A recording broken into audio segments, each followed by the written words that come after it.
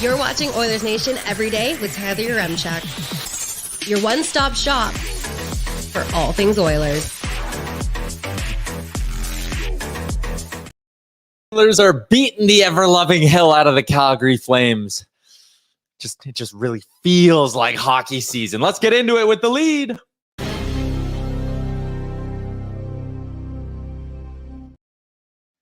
Giddy up. Welcome into Oilers Nation every day. Nothing better than doing a show less than 24 hours after the Oilers absolutely spanked the Calgary Flames 7-2. Make the final. Wrong spot, but I do love the curling reference. Curling season is upon us, folks. It is. I can't wait till we do that on a weekly basis.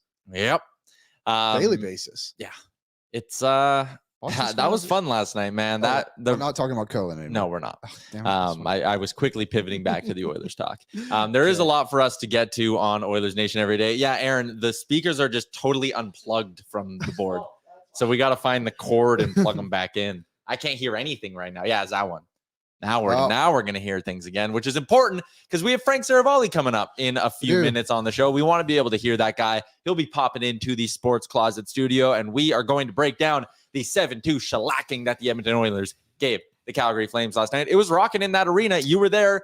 Kind of felt like a regular season game for a bit. Yeah, it was good. I mean, the Oilers had a lot of guys out there. There was very few players missing. I think it was Kulak didn't play. Obviously, Campbell didn't play. Like, besides that, though, like, majority of the boys were in there. The power play was in full effect, and there was good vibes. Shout out to the gentleman next to me who continuously stood up yelling, "Let's go Oilers" every 5 minutes, trying to really get people into it. Oh, that wouldn't be annoying. No, it was great. I honestly, let's just get this on. You know, let's get the regular season moving. Well, if we got one more left. Yeah. Like, listen, I loved seeing them beat the shit out of the Flames last night. That's great. That warms your heart before the hockey season. Really gets you into Kool-Aid drinking season as well. Like, I'm ready to predict 190 points for Connor McDavid. I'm ready to predict 40 goals for Connor Brown. Raphael Lavoie, runner-up to Bedard Rookie of the Year.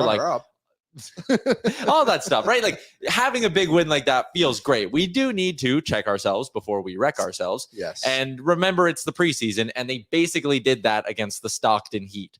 I don't even know if that's still the Flames farm team, but still, the joke stands. That was a skeleton, bare bones roster the Flames put out there, and the Oilers did exactly what they should have done, beating the hell out of them. Yeah, there was a few times I picked up a little lineup sheet on the way in, and pretty much every time somebody on the Flames did something, I had to pick it up and see who it was. Yeah. It was Zadorov and Vladar and everybody else who the Flames are going to send down in this next week. Pretty much. And the Oilers, you know what? Yep. You can only beat what's in front of you. You know, you can only play your schedule. And the Oilers went out, did exactly what they needed to do. Had a bit of a hiccup, I guess you could say, towards the end of the first period, allowing 2 goals. Skinner's going to want the first one back from Zadorov. The second one, defensive breakdown. Is what it is. But that's what preseason's about, I suppose. But again, let's move on to the regular season. The Oilers also made it look easy, and at times they were quite literally toying with the Flames. You picked up on one moment in particular. There was one moment, and Draisaitl basically missed an open net, and he just openly laughed on the ice with Hyman about it. And there was just a couple other things too. Like, they were really just playing with them at some point. Some of this shit they were trying to pull is like, you would never do this in the regular season. And spirits are high right now, and I mean, went for Calgary. They were quick to get off the ice. No shootout after this victory. No bonus shootout, thankfully for the Flames, because the Oilers stars were rolling in that hockey game, and they got rolling early with a Connor McDavid goal. This thing, like, there was ever any doubt, and there's no way there would be. Play that McDavid goal. He's going to be a problem once again for other teams this year, because let's break this down. The Flames play this perfectly. So well. So they keep Draisaitl to the outside, and he somehow seams a perfect pass right across the tape of McDavid. They keep McDavid to the outside, perfectly to the outside, all the way to the goal line. The backdoor option is covered, and the goalie's on his post. And McDavid, with an effortless flick of the wrist, puts it into the top corner. This is one of the most kind of impressive goals you're going to see, just in terms of you give McDavid nothing, absolutely nothing, and he still finds a way to just make it look easy. Like, he takes one stride from when he picks up the puck. That is a detail of this that is just absolutely remarkable. Like, he gets past the guy, no stride. His feet don't really move. It's incredible. Yeah, he is the best in the I world. know. There's not a lot else to say. Is Like we know everything there- we're saying. Yeah. That's was- mid-season McDavid right Yeah. there when he's dangling and going short side top shelf. There was I think it was Evander Kane's goal yesterday when Vladar went to pass to the defenseman and the defenseman missed and he went to McDavid. Yeah. I thought that was such an incredible play too, because most guys would just shoot that straight on net. But McDavid just obviously just thinks differently, sees Evander Kane wide open on the back, just puts it on his stick for an easy goal. And it's just like nobody's thinking the way he's thinking. Like nobody is. And there's incredible players on their team, and there's incredible players in this league. But every night it's McDavid who wows us over and over again. And we're lucky. I'll We're never lucky. get sick of it. No, I'll me never neither. get And sick every of it. year, like we're so so lucky. lucky. How many points did he get last year? 140, 158. 158. There's a very good opportunity that he can score like 170 this year, and nobody's going to bat an eyelid. Dude, I'm It's insane. sorry, 153 last year for McDavid. 153. The goal this year for McDavid is 2 points a game, 164. That's where I'm setting the bar. Yeah, I think so. What a crazy bar to set. Wow. And all of us are like, yeah, no, he could do that. What if he's only 11 points below that last season? Like 71 power play points last year for McDavid. Like I think there's a world where he averages a power play point a game. That's not the craziest thing in the world. No, it is Nothing definitely is not. crazy. Yeah. Everything is possible. And another layer of this too is the Oilers' top six got better this year. Another player to play with McDavid and Connor Brown, who they have the chemistry with, like Yeah. that's gonna help. And it's just like Connor Brown is. Listen, Very I was good. telling people to pump the brakes on calling him Connor or Zach Hyman light. I was like, he won't be like that. I was like, but he should be an upgrade on Kyler Yamamoto. He's without a doubt an upgrade on Kyler Yamamoto, and he is Zach Hyman light. He might score 25 goals this year. Like Yeah, again, I definitely. think that might have to be the bar with Connor Brown is 25 goals. Yeah, I think that's fair. And for the most part, too, they'll all be like even strength goals. Yeah, he won't get the power play You time. won't get a lot. I'm just curious here. Connor McDavid has 850 points this season in his career. In his career. He's Hell going of to a hit year. 1,000 points this season. He should hit it if he's healthy. Yeah, if he's healthy. If he's he should healthy, be he's hitting fine 1,000 this year. in less than 700 games. I tell you That's though, quite the good. Connor Brown edition, and Jay Woodcroft said it yesterday. He fits like a glove. Like in this Yeah. example here for this highlights that I got right here, you just see him find the zone in the front of the net, kind of drifts out, boom, back of the net. It's just so Yeah. effortless and smooth. And playing with a guy like Connor, as you kind of see there, he just stick lifts, buddy. Boom, zips it out, center ice, back of the net, just like that. And those are the kind of plays, you know, to play with Connor McDavid. You got to be always locked and loaded and ready to go. And he seems like that kind of player. But also, like the thing I like about this is we run it back one more time.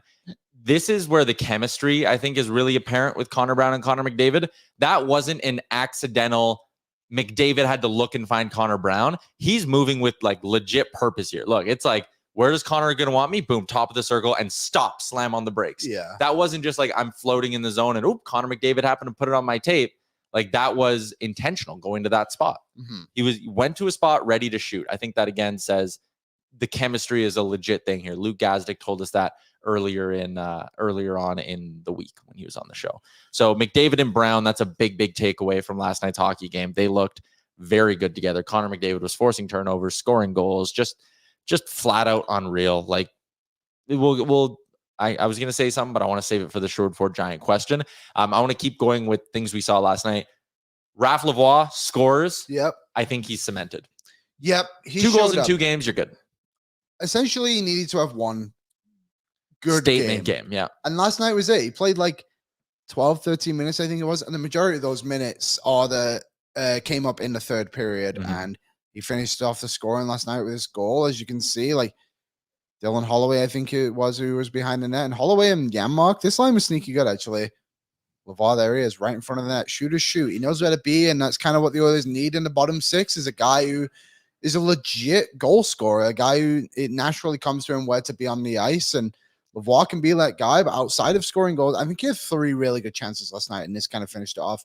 One of them drew a penalty for a slashing call too.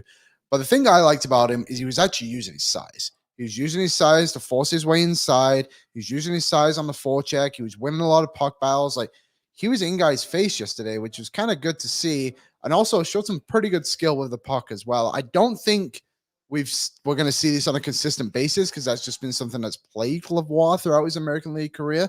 Towards the end of last season, we saw it very well, but we don't need him to be consistent, to be honest. We need him to be good like every 5 games. You need a couple of heaters out of him and to chip great. in 15 goals this year. Like if that happens, that's unbelievable. Exactly. And you know what? Another layer to this as well. We've discussed it a little bit, but say he plays with Holloway. Yeah. And whoever his centerman is. Yeah, last night it was Janmark. Mm. McDavid rotates through that line. He's got 2 players who can legit play top 6 minutes one day in the NHL. And I think that's going to help him too. And he looked okay with McDavid. I think a couple of times we've seen him play with the higher end guys, Draisaitl or McDavid, and he's looked a little bit lost. But this would be the 3rd or 4th game now he's probably played with them, and it seems to be becoming a bit more common to him.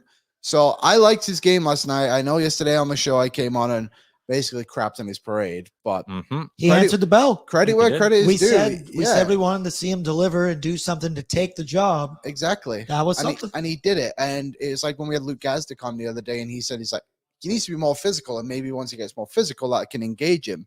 Well, immediately right from the jump, that's what I saw from him yesterday, and he ended up with a goal. So good job to him.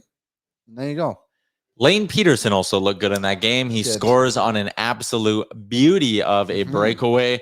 We'll get a quick look at this one. I'm not quite sure how he got so open or where he was on this play, but we're going to ignore that and instead just pay attention to the fact that he was clearly in all alone. Fires at home. He had his best game as an Oiler this preseason. They put Janmark at 4C, and there's 2, and he wasn't that good there. You didn't like him? I thought he was okay. He was okay. Considering he doesn't play in the position. Yeah, he also lost some battles to American League guys, and that's a little concerning. There's 2 ways I think you can read this with Janmark playing center. The coaching staff is comfortable with him and confident in him. He's making the team. They're just experimenting. Or they're sitting there going, holy shit, there's no room for this guy on our wing. We need to see if he can play center in these final 2 games. Otherwise, it's Lane Pederson's spot. I kind of thought about that as well, as them being like, okay, well, we kind of need a 4th line center. And Janmark is someone we're familiar with and all that kind of stuff. Yeah. I took it as more of a positive thing for Janmark, and I hope they're like, okay, he can play that. Also, Adam Erne probably isn't going to be on this team anymore. I don't think Adam Ernie's making the team. No, and he played on the wing yesterday, so maybe they can switch that around a little bit. But I do think it'll be Lane Pederson that goes on waivers for the sole reason of he would more likely clear than Janmark, I would assume. But again, the waiver wire is such a mess. Who really knows what's going to happen there? But I think that's what's going to happen. But Pederson and Lavoie both proved themselves last night. They have one more game of auditions for themselves to really show what they're all about. I think Ernie will go down to Bakersfield too, but I wonder if they like Janmark being as a center for his speed. He's not overly quick, but he's quicker than Derek Ryan. Yeah, maybe. And maybe it's a scenario where like Derek Ryan takes the draws and Janmark just plays the center position. I don't know. I still don't love that. But if it allows you to play potentially a 3rd line of Holloway, McLeod, Lavoie, that's tempting. Let's get into the Century Mile Racetrack and Casino YouTube chat. You guys are buzzing. There's over 150 you watching on the YouTube right now. So what do we want our like goal to be, Liam? I set it at 90 for Connor Brown's career goals. All right.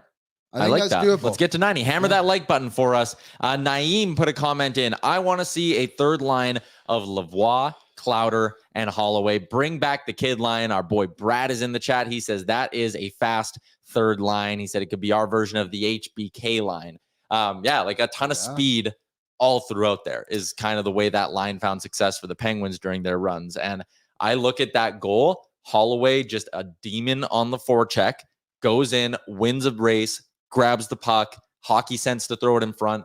Lavoie is, as he said after the game, he's a shooter and he thinks like a shooter, right? Damn right. So I like that duo. And again, you want to hit him with more speed in Ryan McLeod. I think that trio has the potential to be very exciting. And that leaves you a 4th line of Foegele, Ryan, Janmark, which is fine. It's dependable, if anything. It is dependable. I worry about Fogel's production on that line. And I feel like Foegele is such a streaky player in the sense of you kind of need him to play with better players so he can get in the rhythm of things a little bit. I like that 3rd line a lot, though. That's, you got McLeod and Holloway who are going to forecheck everything, every shift. And then you have a guy like Lavoie who's a shooter, right? Like, I feel like that line can actually cause quite a lot of problems. So is the Oilers have an embarrassment of riches that fortunately they can probably put a third line caliber player on their fourth line. Yeah. It's going to be is what it is. And most nights they'll play 11 and 7 too. So it'll kind of figure and guys are going to get hurt, whatever. These line combos are going to exist for like 8 periods probably. And then someone will go down. But like that long? Yeah. I don't have a problem playing Fogle on the fourth line. I don't think you can sit there and worry about his production or anything like that. You need to play him where it's best for the team. And I honestly think what's best for the team might be a really damn electric third line of Dylan Holloway, Ryan McLeod, and Raphael Lavoie. I think that could actually really work for this team. So yeah, I think that's got potential. I like that point from Naeem.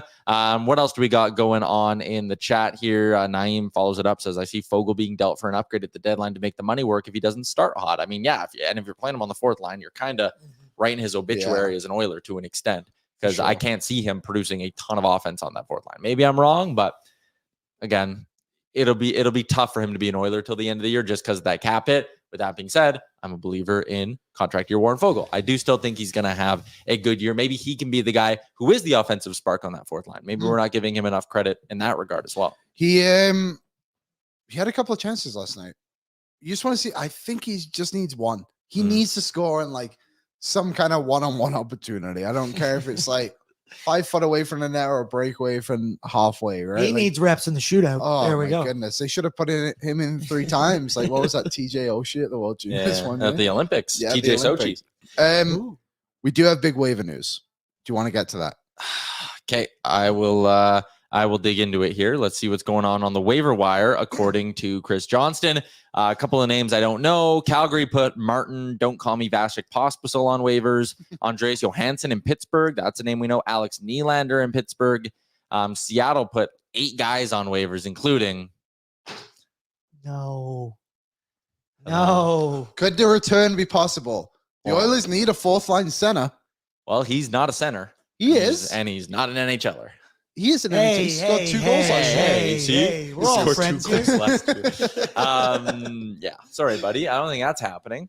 I want to put it past him. I would. Yeah, sorry, dude. I probably would too. Maybe one day though. We'll always have the photo and the memories. And the memories. Yeah, and the memories. It was it was quite something last night actually seeing Lane Pederson score on a breakaway wearing number 19. Bittersweet, I would say. Bittersweet. Not the same. Oh, I didn't really know what to do. I'm there in the stands in my Devon Shore jersey. And would you ever change it to a Pederson jersey? Never. Were you the only one in the stands in a Devon Shore jersey? I think it's fair to assume. I would assume. Unless his mom was in attendance. But maybe. We'll see. Maybe Devon Shore's an Oiler tomorrow morning. Maybe. That would be electric if that happened. I would love to see Liam in the morning. Just for Liam's reaction. I might not sleep tonight. Mapping out scenarios. Refreshing on the way. You got a spreadsheet. You're like, how can we make this work? Gotta get them back in the lineup. Damn it. Anyways, there you go. That's kind of our breakdown of last night's game. Skinner, you said it, kind of wants one of them back, but he was fine. He was fine. I think Jack Campbell starting opening day, folks. I think so too. I'm kind of coming to terms with that, and I'm fine with it. I honestly, it's kind of like the Lions. It doesn't matter. What are you laughing at? Keep going. It doesn't matter what they are on opening night. It matters that your best team is available to you once the trade deadline is done and you're in the peak and then you head into the playoffs. That's when it really matters. The Oilers, unless something goes wrong, Ryan Pinder said it yesterday, 99% in the playoffs. Yeah. Unless something goes wrong. I know he was like, if McDavid gets hurt, and it's like, okay, like even if McDavid got hurt, knock on wood, they're fine. They're still probably okay. They just need to be good. They need Campbell to be a reliable goaltender when the playoffs come. The reason I was laughing is because Frank Seravalli's coming up in 10 minutes. Yeah. And I know he absolutely hates the idea of us asking him about the trade deadline. So I put a poll in the chat on if we should start the interview with Frank by asking him about the trade deadline. And I'm really intrigued to see what his reaction will be. I mean, 74% of people want it. So, I'd like to ask you a question about the goaltending to the audience. Okay. Because Viperistic just put this in. He said, right now it's Campbell 1A and Stu 1B. Why? Like, I don't think because Campbell starts on opening night that makes him the Oilers' starting goaltender. I don't know. It's just, I don't know how to explain it, but it's just like Stuart Skinner has not done anything to lose this job. And I don't think Campbell is necessarily fully proven himself to be the starter. Hasn't done it in the regular season. Has not proven it at all. My kind of thing is they are going to split this workload 44-30, whatever. What would that be? 44-38. Yeah, 44-38. Something along those lines, I think, is how they're going to split up the workload. Yes. That means there's only going to be 6 more starts for Stuart Skinner. Like, you can label it 1A, 1B, all you want. The bottom line is these guys are probably going to be very, very close in games started this year, and you're going to ride the hot hand. You want to keep them both rested. There's no need, like, if Campbell starts game 1, it's not some indictment on Skinner and not some like, oh my God, he's lost the crease. It's disrespectful. No, he'll start the home opener and you're good. They'll split the first 2 games. It's a smart thing to do. And we can have that without some weird discourse about like Jack Campbell's the number 1. Stuart Skinner's lost the job. Dude, can I remind you that last year to start the year in the preseason, we thought Jack Campbell was the number 1. Yeah. How quickly did that change? By November, we'll see what we have in both these guys. But I agree with you, Ty. This is going to be a pretty even split. Kyle Cruz says it in the chat. Why do you have to have a so-called starter? If both play great, it could be a situation like Boston had. 100%. Sure. Yeah. I'm with that. I prefer that. I don't even think you can even label them as 1A, 1B right now. I think the Oilers have 2 goaltenders who can go into opening night and win them that hockey game. Christopher Palmer says A and B means we don't have a bona fide starter. I don't agree with that at all. No, me neither. I think A and B just means you have 2 guys that are close in skill level. And also, in today's NHL, you need that. Yeah. Guys aren't starting 60 games anymore. There's not that many legitimate top-tier number 1s in the league. The situation that Edmonton has going into this year is not an uncommon one. It's the norm. 2 guys who you can both rely on. Ottawa's got Korpisalo and Forsberg, right? Like, I could keep going down the list. LA's doing it with Talbot and Copley. Probably a dumb bet. Neither of them are as good as a guy like Skinner, but that's fine. Vegas is going with Aiden Hill and Logan Thompson, right? Seattle's going Drieger and Grubauer. They're splitting the workloads all across the league. It doesn't mean that it's no longer just a product of not having a good goalie. It's just what teams realize they need to do. Even Calgary, Vladar and Markstrom. And Dustin Wolf.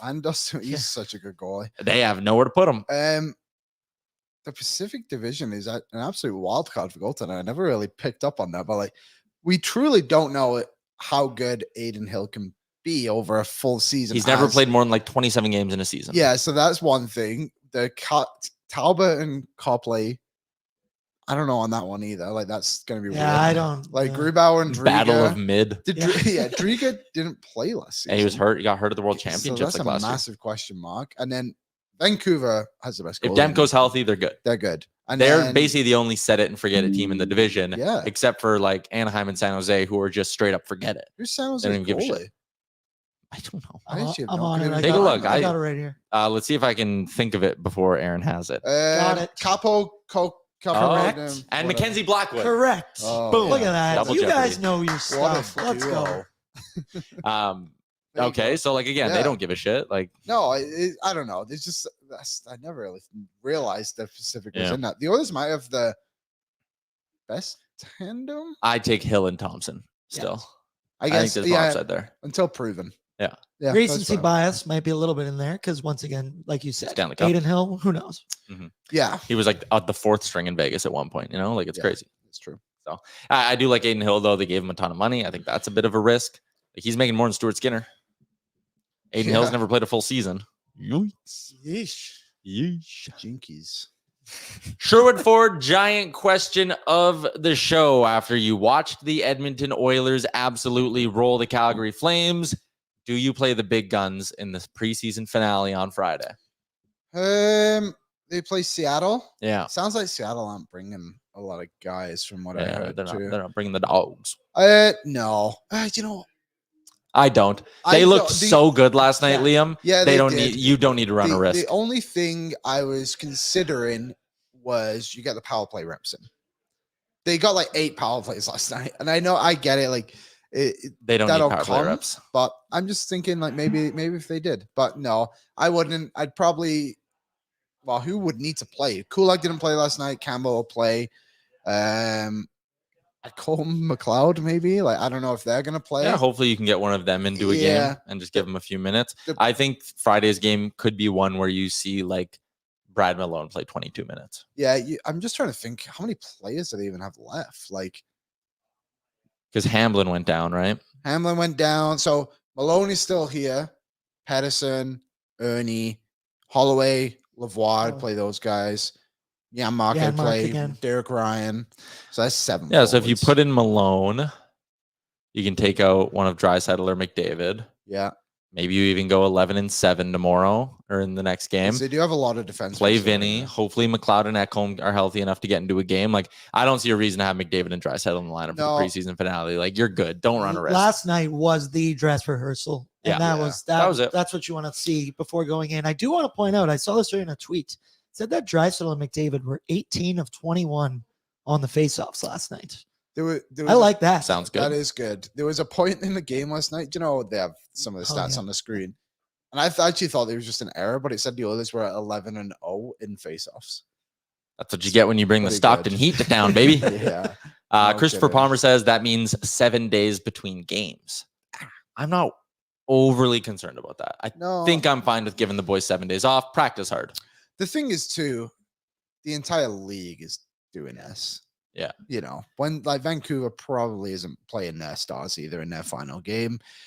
Kind of is what it is. It's just the motion of it. And also, players are in such good shape and condition nowadays that it doesn't matter how long you really get off. Like Ekholm and McLeod haven't played a game. If they step into day one without a game under their belts, they're probably going to be okay. Granted, if they come back in like November, that's not going to be good. A couple of people are saying they're going to the games. They got to play. I know. I feel for you. I feel for you if you're going, but you'd get to probably see Raphael Lavoie again. Yeah. Could be Friday night, Rogers Place, your last chance to see Adam Ernie in an Oilers jersey. I like what Wise Kyle said here of Ernie, Pederson, Lavoie, first line, winner take all. You get the roster spots. Gladiator style out there. None of them are passing the puck to each other. They're just like the blue line. You could easily piece it together. You still got Gleason here, Camden, Kemp. Like there's so. Is Kemp still up? Kemp played last night. Oh yeah. No, I think they're just going to keep him up until they can't. Yeah, like the fact that no one's on waivers today, I think is a sign that they plan on playing all those. Like you would send him down, you would have put him through waivers today if you weren't planning on playing him in the last game. So that probably answers the Sherwood Ford Giant question. Shout out to Sherwood Ford at the Giant. If you want to check out their fantastic inventory of new and used vehicles, you can do so by heading to SherwoodFord.ca. Yeah, almost got you. Reading the chats. I can't remember what Addie's doing. Shout out to Sherwood Ford, the Giant. Frank's going to be stopping by in just a second here. Let's catch up with the Century Mile Racetrack and Casino YouTube chat. Brad Bay says the big boys are playing again. I don't know. How's Connor Brown looking? Is the chemistry already there from Good and You? Yeah, we talked about that off the jump. The chemistry's there between McDavid and Brown. I have no concerns. I was saying in the offseason, I think Brown might have been a better fit with Leon Draisaitl. I now no longer believe that. Connor Brown, Connor McDavid, first line. Put Evander Kane there, sure. That's a lot of disruptors with Connor McDavid, and that's two guys who Brown is showing he can finish chances at a high level right now. Evander Kane has shown us in the past he can finish chances at a high level. I like Connor Brown in his defensive game as well, which should balance out having Evander Kane on that line a little bit. So the whole thing kind of lines up to. Do you remember a couple years ago when all we wanted was shooter 97 on his line? Yeah, and now we've got two of them. Now we've got two of them up there. I feel very confident about that. Scotty asks, does Tyler have a Blue Jays reaction video somewhere? Yeah, you can go listen to like the first 3 minutes of Blue Jays Nation radio from today. I was not thrilled. That was terrible yesterday. That was just flat out awful. The decision to yank Barrios is so astronomically stupid. I know it's not John Schneider's call in that scenario. We now know that, I should say, with the context. If it was purely John Schneider's call, you fire him. If it came from above him, you fire them. Like, just get rid of everyone. What do you mean it wasn't his call? Isn't he the guy who makes the decisions? But they sit there before the game with the spreadsheets and the analytics, and they say our best path to victory is do not let Jose Barrios face the lefties a second time. So they yank him. I think it's incredibly stupid. You gotta trust your players. You committed $130 million to Jose Barrios a couple winters ago. Why are you paying someone $130 million if you don't trust him to pitch past the third inning or past the second time through a rotation? Minnesota had Pablo Lopez and Sonny Gray, and what'd they do? Set it and forget it. Put those guys in 3 times through the order. They got you 5 or 6 innings. You were onto your clutch bullpen. At the same time, as mad as I am about the Barrios thing, it was dumb. If Barrios would have thrown a complete game shutout, you can't win a game 0-0. Yeah. The offense has to piss a drop at some point. And part of it is bad luck. I understand that. I said it yesterday. Matt Chapman in the first game hits a ball further than anyone else in that baseball game hits a ball. It's out at the track. The Twins hit 2 home runs to shorter parts of the park. They win 3-1. You go to yesterday, Matt Chapman lines one just perfectly into the corner, almost perfectly. It misses the foul line by less than a foot. Next pitch or 2 pitches later, he grounds into an inning-ending double play, almost beats it out by a step too. Vladdy, dumb. Mm-hmm. I wouldn't be stunned if they walk from Vladdy or if they move Vladdy this winter.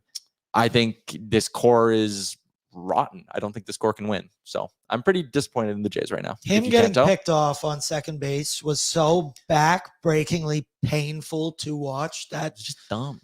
As he was like on second, looking at Bo, being like, settle down. And then for that to happen, he got picked off. You're not even the lead runner. Like, yeah, you didn't even think of that. And also it's a full count, 2 outs. You can get a very incredible secondary lead. There's no need to be that far off the base. Like, just by getting a good secondary lead and moving, you're going to score on basically any ball hit to the outfield. You're breaking on contact. Like, it's just so stupid every way you look at it. It sucks. So yeah, I think one thing this season showed us is Vladdy's probably not a guy you're paying $300 to $400 million to. Bo probably is a guy you're paying $300 to $400 million to. So back up the Brinks truck for Bo. And the truck can take Vladdy on the way out. I mean, maybe. I love the guy still, and there's a part of me that's like, you bet on a bounce back. Don't trade a guy when he's at his lowest value. But I think they need to shake something up there because it's bad. Does he speak English yet? He does, yeah. It's just he's not comfortable enough to do it in the interviews because he will sometimes. Frank needs a link. Yes, ma'am. I was going to ask quickly on the Blue Jays. So who's going? Outside of players, like, do they need to look at Atkins and Shapiro? I think Shapiro stays because he's been so good on the business side and his fingerprints are all over the stadium renovations and things like that. And they had a very good business year. Yeah. 3 million people bought tickets to Jays games this season. Wow, that's a lot of people. That's very good. I think Atkins has got to go because if the decision's being made to move on from the manager, Ross Atkins doesn't get to hire another one. That's kind of the way that works, right? His third, right? It would be his second, or it would be his third, yes, because he fired Montoyo for Schneider. Now he'd be firing Schneider. If you think you need to make a managerial change, you've now made a bad read on Schneider. You're done. Shapiro can stay because presidents can, you get a redo. You always get a redo of the hire below you, I think is the way it works, or at least the way I would do it. So yeah, I think Atkins is gone. I think Shapiro's gone, and there you go. And Lance comments, let's poke Tyler. Let's talk about trading Campbell. Yep. No. Anyways, let's get back to the hockey stuff. I see our hockey insider, Frank Seravalli, is down there. His appearances on the show are brought to you by Edmonton's #1 plumbing and heating company, Star Mechanical. You can find them online at starmechanical.ca. Frankie, hashtag ring the bell. How are you doing? I'm good. Still basking in the Phil's win. I just tweeted an awesome video of some guy in one of the outfield sections literally bought every person in the section a beer last night. It's $4,500 US plus tip. Plus tip. That's good. That is very good. That ballpark has just been absolutely rocking. It's a lot of fun, but you're going up against our boy AB's Atlanta Braves. So it's going to be a tough DS series for you. I'm a big Braves. How many times have you been to Atlanta? 0, but I've been a Braves guy since we used to get the channel TBS up here in Canada, and that was the only baseball that I could really watch as a young guy. I've been to Atlanta once. Why? And my uncle lives there. Oh, and they have the Olympic Park where they have all the bricks laid down with people's names. My name is there if anyone wants to ever go look. Thanks, Liam. Here, Liam rests forever. The end of the Oregon Trail.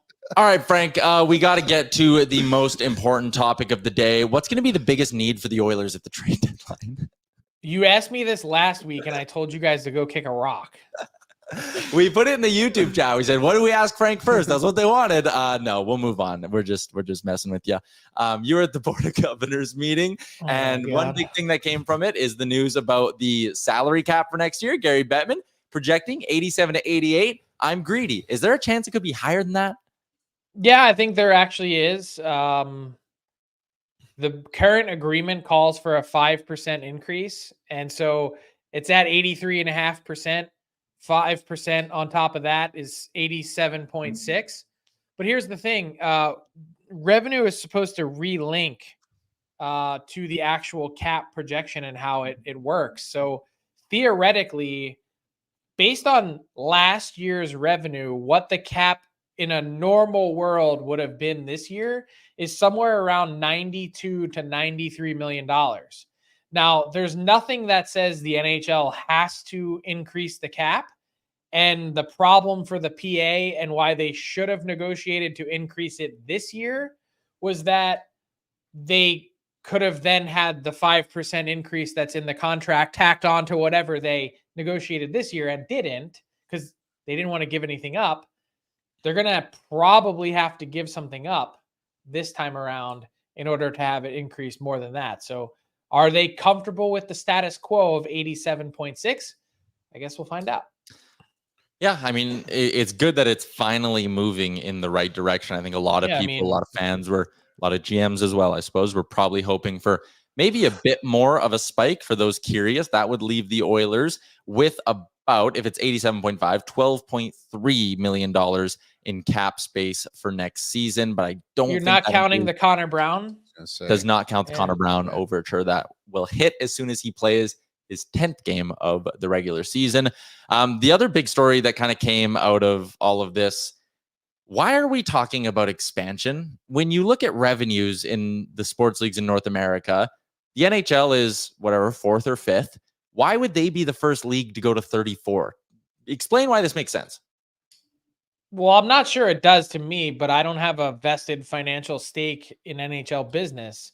I think from a pure product perspective, going to 34 and being the first, not just North American pro sports league, but the first worldwide pro sports league to go to 34 teams seems like a big jump. But when you consider the dollars at stake, Vegas, $500 million expansion fee, Seattle, $650. The Ottawa Senators 5 years ago, one of the least valuable teams in the NHL, sells for $950. What does that mean the next, expansion fee is going to be? Gary Bettman said with a big smile on his face, a lot. But what he really meant was $1 billion or more. And that's a big ticket. And it becomes one of those situations of who says no here? No one's saying no to $1 billion. Wait, you mean people are lining up in Houston, Salt Lake City, Atlanta, Quebec City? They're lining up in these places to cut them a check for $1 billion, which 30 plus million goes to each owner who has a seat at the table. You ask me why it makes sense. That's why they're sitting there going, wait, we don't have to do anything and we just get we get $30 million. That's it. The NHL expands its footprint. Their TV and content partners get more eyeballs. You have increased revenue flowing into the league because there's additional teams. I mean, it's a pretty intoxicating drug. I saw someone tweet me this earlier today, and it was like, expansion, getting a taste of that money must have been like crack cocaine for these guys. Like, it's just, you get it and you don't really have to do anything for it. You just kind of want another hit. How soon could we actually see this happen, though? Oh, we gotta be like years and years away. A few years, right? I don't even know if the talent pool is there in the NHL. That's a problem too, yeah. I think it's sooner than that. Like, from team actually, skating onto the ice, probably like 4 or 5 years away. But I wouldn't be shocked at all in 2 years' time if the league is having a board of governors meeting and they're like, That guy in Salt Lake, he seems really interesting, and he's got a pile of money, and he wants to build an arena and desperately wants a team. Let's give him one. I have one follow-up. What does this mean for the Arizona Coyotes then? Because haven't we just spoke about them relocating for the last year, 2 years, or forever basically, and now we're gonna expand? Does this kind of save them a little bit too? Not really. And Gary Bettman said yesterday at the Board of Governors, because the prevailing thought was, well, they need to figure out what they're doing with the Coyotes first before they can even entertain or consider any expansion possibilities. He says they're not related. He also kind of, in parentheses, put a timeline on the Coyotes arena decision. He said, let's see where they are in February. That was a quote. And I would say that timeline is significant. I don't think they can go back for a third season at Mullet Arena. In fact, I didn't think they should go back for a second season without putting a shovel in the ground or at least signing off on a new location for an arena. And my personal opinion is they need to punt on Phoenix, and not forever. I think they need to move somewhere else for 3-5 years, whatever it might be, and then go back and expand in Phoenix. Get a fresh start. That franchise has way too much baggage, way too many losing seasons, too many owners, too many different municipalities that have kicked you out. There's really no reason to continue to try and wedge that in. Move them somewhere, give them a fresh start, change the name, and then look at Minnesota. Happened with the North Stars. They go to Dallas. 5 years, 6 years later, they come back as the Wild, and it's the state of hockey. Yeah. Not saying Arizona is the state of hockey. It is the birthplace of Austin Matthews. But I would say, like, you probably need to do something about that. My only thing with that would be like, I get the Minnesota example, but like if it's not going to work now, what makes us think like magically the arena is going to get built in 3 to 5 years? I mean, if that's the case, if it doesn't, then maybe you just don't give them the team, but I don't know. But it's a lot easier to do that when you don't have the pressure of trying to exist in a substandard non-NHL building. You only go back when you have steel in the ground and they're ready to hit the ground running. That's the only time you go back. And until then, it's like, hey, if no one wants to build it, we're not coming. Our boy Rusty watches the show every day from Utah, so he's obviously all in on Salt Lake City getting a team. Wise Kyle asked the question, so I'll throw it your way, Frank. If you got to pick the next two, where would you put them? I would go Houston and Salt Lake. Look, I covered way too many games in Atlanta with a 10 and 12,000 seat crowd in a 19,000 seat arena to think that they deserve a third chance. It's a shit sports town for pro sports. They love the Georgia Bulldogs. They like Georgia Tech. They don't support the Falcons. They actually have taken to the MLS. The Braves, you could get playoff tickets last year against the Phils for peanuts and had empty seats. Just inexcusable. It's not a pro sports market, and I don't care if you build the stadium in suburban Atlanta. I don't care if you build it on Mars. I think you should give another market like an untapped Salt Lake City that has one pro sports team and is growing exponentially. Salt Lake City to me is kind of like the next Nashville.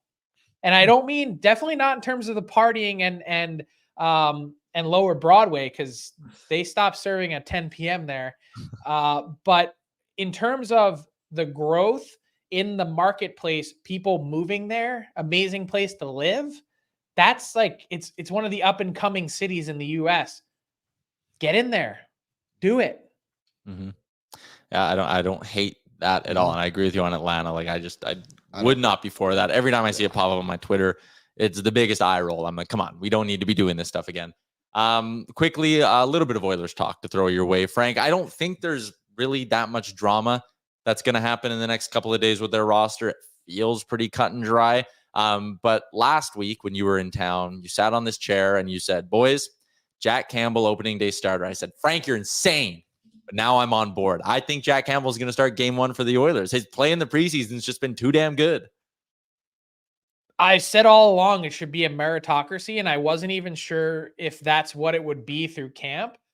But I also felt like since it's not a technical thing with Jack Campbell, and since he was so shaken last year and seemed to really struggle mentally, one of Jay Woodcroft's jobs this year, aside from, some strategy and keeping this train on the tracks, is he's got to be a professional tire pumper for Jack Campbell. He's got to be a NASCAR pit crew style tire pumper, because that's what this guy needs. There was a lot of pressure for him walking into that situation. He'd never signed a contract anywhere close to that. Comes to a new market, feels like he needs to be the guy, and fell flat on his face. And now it's only year 2 of a 5-year deal, and it already feels long in the tooth, which is unfortunate. But he's got a real opportunity here to turn it around. And look, I'm a Stu Skinner believer. Like, you don't need to convince me, but you're going to need both these guys to play significant chunks of games this season, whether it's 45, 35, even though that's the math Ken Holland used, didn't exactly line up. It was very close. But that's sort of the split that they're envisioning. He didn't say which one. So You can listen to that, Frankly Speaking, on your holiday Monday, a little turkey and Frankly Speaking. Why not? Also, as a part of your interview series here in Edmonton, you had a chance to sit down with Connor Brown for a little bit. That story was posted yesterday on Daily Faceoff. The link to it is in the description of today's YouTube chat or today's YouTube event if you want to check it out at dailyfaceoff.com. But what did you learn? Give us a little preview of that article and what you learned from Connor Brown. Basically a Godfather type situation, an offer you can't refuse. When you go to dinner with Connor McDavid and he lays out your pitch, who says no to that? Can't. No one. So that was really interesting to hear his take of like what that dinner was like in Toronto. And he's like, I knew before I even got up from the table that that's the place I had to play. So that, plus I also think the expectations for this year, they're pretty high on him. And rightfully so. He's a diligent player. Like, I think that's the best way to describe him. He's definitely not the most skilled guy, but I think he's gotten everything out of his game with his work ethic. And I think in some ways he's a lowercase Zach Hyman. And him and Hyman obviously know each other quite well from their time in Toronto. So he's a fascinating and intriguing addition for a team that really needed to have just an extra little shot or bite on the right side. He's kind of low risk in terms of the cap hit and fit perfectly.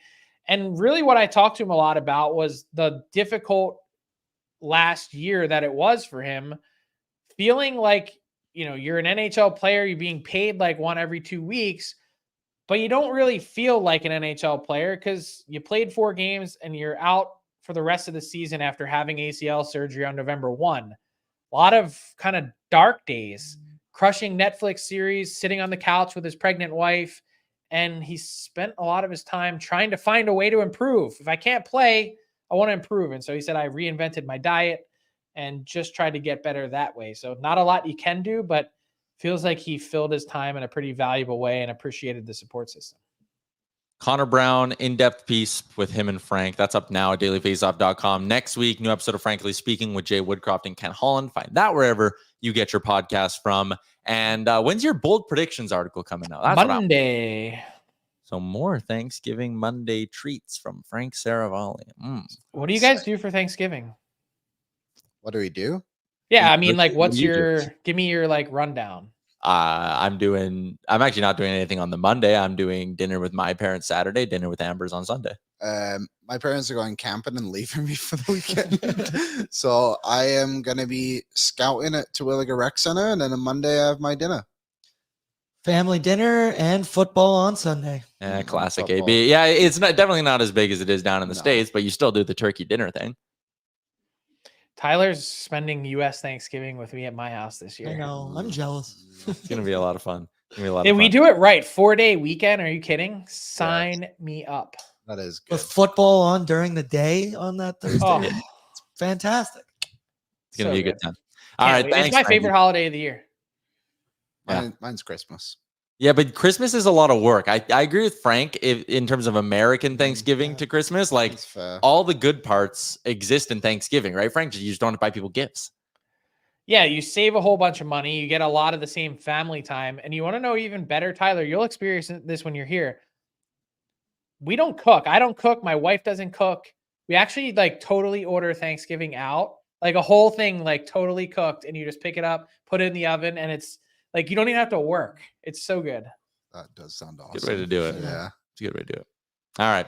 Frank, Over thanks for under on stopping by. how early we crack our first beer on Thanksgiving. I'm gonna I say plan on not sleeping all nighter. 10. I like that. I was going to say 11, but yeah. Well, is it a beer or a mimosa? Little beer mosa. Yeah. Ah. Do you guys drink Caesars in the States, Frank? Bloody Mary? No, but we're just getting more Clamato. And when I was with Tyler last week in Calgary, I was drinking a little red eye, drop a little Clamato in the beer. Just makes it go down easier. It's easier on my stomach. Yeah, that is. You ever do that? I do that all the time. Yeah, I'm familiar with that. Or beer and OJ, and I call it a bro J. Beer and OJ? Yeah, it's the Beer same and thing OJ for your is so stomach. good, It's Frank. like the same. It just goes down a little easier. Oof. I don't know how I feel about that. That feels like a one-way ticket to Heartburn City. No, beer. It's legit Sunday morning. Yeah, Football yeah. game started at 11 here, and you get a little breakfast beer in you with top it off with a little OJ. That's the way to get. That's good living. That's Frank. healthy. So that's just a beer mosa. Yeah, Yeah. that's what I said. Oh, okay. We call the same things, different Yeah. things up here. Yeah. We learned a lot today. We learned a Yeah. lot. Yep. Okay, thanks for stopping in, Frank. We got to wrap up the show. See you guys. There you go. See ya. Frank Seravalli, NHL insider for Star Mechanical on the Star Mechanical guest line, starmechanical.ca. 780-481-8873 is the number you call for 24/7 repair. Beer and Coke, hey? A Boke. Shut up. Nobody's having Bokes nowadays. I Ah. have one every weekend. Dangerous Wade says try a Hefeweizen beer and banana juice. How can you juice a banana? I don't even know what Hefeweizen is. Is a Boke actually a thing? Or did Shut you just up. make that There's up? no way. Yep. Next time you go to Oscars and show a podcast on, trust me, they will remember what it is. Yeah. Have you tried it? I have. Yep. Have you actually? Because you know what I got right here. Maybe a little content after this. Don't Yeah, ask why I hey. have a full liter of Coke either. It's incredibly irrelevant. Yeah, I've had a few Bokes in my time. They're not bad. Don't knock until you try it. So No, I'll exactly. be sure to let the guys at Oscars know. Yeah. I like what's the I can't remember. We don't have a lot of time for me to think of my experiments on a Saturday night. I now feel like I need to justify myself actually. So significant other and I went grocery shopping a few weeks ago. Yeah. And we needed to do a big load up, and we bought some household things. So it was a $300 purchase. Grocery store we go to does a free gift if you spend $300.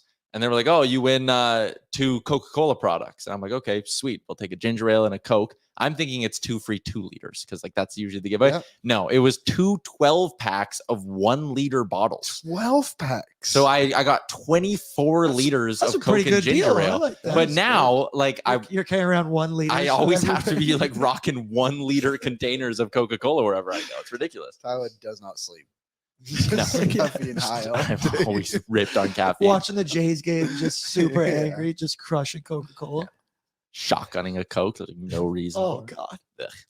Okay. Betway other sports report before we get to the end of the show. Thursday night football, the game you've all had circled on your calendars. Commanders Bears. I probably won't watch this game.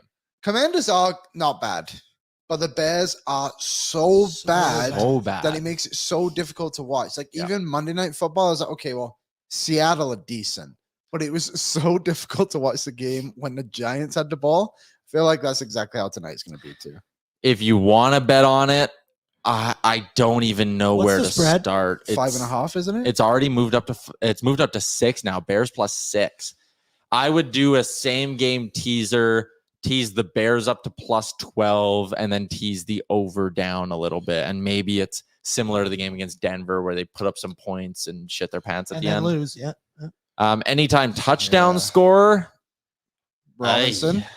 He's minus 134 though. Then no, I'm probably So, out on What's that Fields to run one in? Plus Oh. 160. Because he can't throw. Boom. That's where my money's going. Okay, I don't hate that thought process either. What's Robinson's yards tonight? Oh, rush attempts is 16.5. I don't hate that. I feel like the Commanders could get out to such a good lead That that just they're feeding able him to the just ball. run it out. It's going to be a doozy tonight. It's not going to be fun. And I'm not going to watch, which feels weird to say, but Might even watch preseason hockey. Better than the alternative. Maybe I'll go indoor golfing tonight. That'd be a Ooh, nice play. No, I have a fantasy hockey draft tonight. that's big. maybe I'll get a good night's sleep. No, probably not. No, never mind. Shout out to Betway 19 plus. Please play responsibly. Let's wrap up the show with our Alberta Blue Cross favorite memory of the day. There's only one thing better than sharing memories, and that is making new ones. Alberta Blue Cross travel insurance protects your memories and more wherever your travel takes you. Maybe you're going to Salt Lake City, Utah to visit our boy Rusty. Wherever you're going. Wherever. Maybe you're going to Atlanta to see my plaque. Your what? My plaque? Oh, My yeah. brick? I thought you were like using some weird slang term for uncle. I was like, what? No, that would be unk. ab.bluecross.ca/travel. Liam, your favorite memory of today's show? My favorite memory of today's show was finding out Frank's predictions of where he thinks the expansion teams could come in the NHL. I think And how quickly they Yeah, could come. yeah, and sooner how than quickly. Like, I think Salt Lake City and Houston would be two very good destinations. We'll see if Arizona even survive long enough for Houston to be an expansion team. I hope Atlanta just goes off the table. I completely agree. It's not a sports town for professional sports. And yeah, that was it. That was my favorite Blue Cross memory. Also, our like goal for the day was what? 90. 90. We're at 78. If you haven't liked it yet, hammer it. Just hammer it right now. We'll get to 90 in the final 3 minutes of the show. AB, favorite memory of the show? My favorite memory was in the chat here. I saw somebody with the username Daryl Sutter and his photo, and all they wrote was, "You hiring?" So I enjoyed that. Thank you for that, Daryl. That made me chuckle earlier. That was a good one. My favorite memory is when we asked Frank about the deadline plans, and he did not want to play along. Too bad, Frank. Oh, I have a second favorite memory because I Okay. forgot to bring this on and from yesterday. And this just made me so happy. This guy, is a man. good one. That's got really good meme potential. I've seen it everywhere all over my Twitter feed this morning. Secondary, like not even this guy, but in all the highlights you played, watching people go nuts for preseason goals is just really funny to me. Yeah, 7 it more is. likes. Hit the like button, people. Come on. I'll keep playing this till you like it. Maynard Nugent Spivey says, is Liam going to make it through the show without an emergency bathroom break? We're not letting him go to the bathroom until we get to 90 likes. So if you're watching on YouTube, hammer the like button. I haven't had any liquid today. You know that meme where it's the grandma in the cage and it's like grandma doesn't get let out until we get 90 goals. Grandma doesn't get let out. Tyler 6 to takes a go. bathroom break with a liter of cola running through him. Dangerous Wade says, I got a soda siphon and recently made my own peach vodka soda. That sounds delicious. I think of all the artificial flavors, peach is my favorite. Mine's artificial flavor. Mine's probably a mango or a lime. I kind of like that. It's artificial. And yeah, mango's a good artificial flavor. I'm usually very anti-raspberry. Yeah, me too. I usually don't like artificial raspberry, but the raspberry White Claws are good. I don't know why. Well, Yeah, that is true. Artificial watermelon tastes nothing like real watermelon. Not really a watermelon fella, if I have to be honest. Watermelon fella. Cherry. Cherry's good. If you get like a cherry vodka and Coke, Yeah, that's fine. legit. That's That's legit. good. Cherry Coke is pretty good. Fake banana flavoring, terrible. Yes, I'm out on. I need the real thing. This might be a hot take, but anything grape flavored for me tastes like absolute ass because Yeah. it doesn't taste like what a grape tastes like. No, I'm not. Artificial grape tastes like a completely different thing. I'm out on grapes. We're too. getting way off track, right? Yeah, we are. Still waiting on Sergeant this Battle light says bulb. black cherry is my favorite. The one that always drives me really nuts is when something is blue raspberry flavored. Like black cherry makes sense. Blue That's a raspberry. thing. Blue raspberry. That's an oxymoron. What lab, like when did that begin? What's the first known sighting of something being blue raspberry? Who did this? Yeah, that is a little crazy. Show us. Show yourselves. Hey, shout out to Loomis last night because I was in the Discord chat going, and he made me my own little side thing on the side for pre-gaming with Boardsy. So shout out to you, Loomis, and shout out to all the guys in the Discord. Still can't get it on my phone. It's a properly. family in there. That thing is popping 24/7. I gotta use it on my laptop more. It's 1 o'clock, but we're one like away. Someone's got to go hit the damn button. Someone hit the damn button so we can end the show. I'm so committed to this now. I'm pulling out my cell phone. Yeah, that's probably the way to do this. There we go. We hit 90. Nuge lover, and yet blue raspberry is such a good flavor. I don't know. You know what? Maybe we'll throw some of these questions the way of our Oilers preseason roundtable tomorrow. We're going to have both 2-in-1, Bag Milk and Gregor, joining the show tomorrow to do an Oilers preseason roundtable. That is how we are going to end off the first week back for Oilers Nation every day. Shout out to Frank Seravalli for popping by for a little bit, as well as Alberta Blue Cross, Betway, Star Mechanical, Sherwood Ford, Greta, Season Watch Party. Tickets available now, nationgear.ca, and Century Mile Racetrack and Casino. As always, we are live from the Sports Closet studio. Boy, how would we ever jam in more into that last ad read? There's no way. Thanks for tuning in today, everybody. We'll be back tomorrow noon Mountain Time. Chat with you then. Thank you for watching Oilers Nation Every Day. Hit the subscribe button to never miss a show. And for more, visit OilersNation.com.